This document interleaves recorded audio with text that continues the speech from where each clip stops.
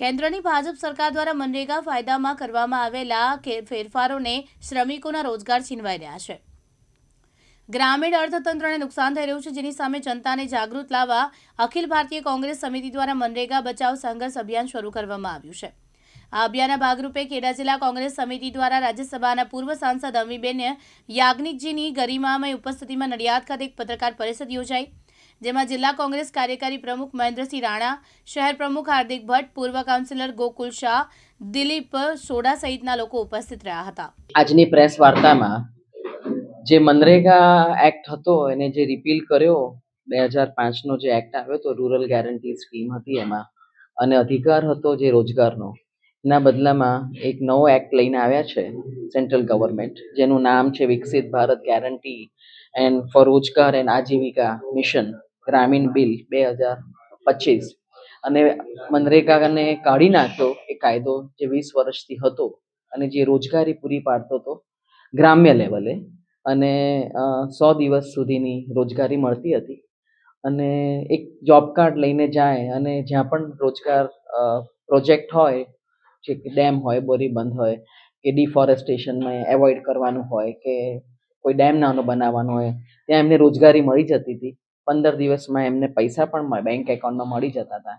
એ અધિકાર જે કાયદાકીય એ કાનૂને આપ્યો હતો એ કાઢી નાખ્યો, અને હવે નવો જે કાયદો આવ્યો એ સેન્ટ્રલ ગવર્મેન્ટથી ત્યાંથી પ્રોજેક્ટ આવે, એમની મનસૂબી પ્રમાણે એમને જેટલો 60% ફંડ ત્યાંથી આવે, 40% સરકાર આપે, સ્ટેટ સરકાર, ત્યારે કોઈ પ્રોજેક્ટ થાય અને એમાં એમને જે લોકોને આપવી હોય રોજગારી, એટલે અધિકાર જે હતો, રાઈટ, એ જતો રહ્યો. એટલે સિટીઝન ગ્રામ્ય લેવલે રોજગારી માંગી ના શકે, એટલે વંચિત રહેશે અને રોજગાર માટે વલખા મારે એ પરિસ્થિતિ આવીને ઊભી રહેશે.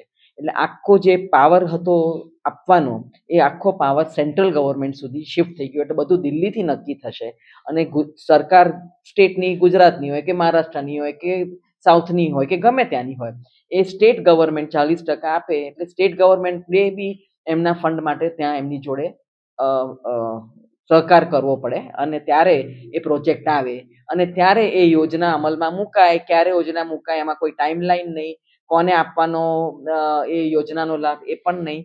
પેલામાં જે હતું કે મને મળશે જ, મને આપો, અને એ રોજગાર મનરેગાને લીધે તમને ખ્યાલ આવે તો કોરોનામાં એનો એટલો બધો લાભ મળ્યો લોકોને કે આજે ભૂખ્યા રહેવાને બદલે એ લોકોને રોજગારી મળી.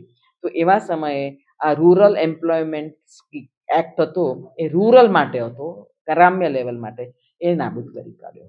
એના વિરોધમાં સરકાર, કોંગ્રેસ આજે બધી જ જગ્યાએ સરકારે શું કર્યું છે એ બતાવવા જઈ રહી છે.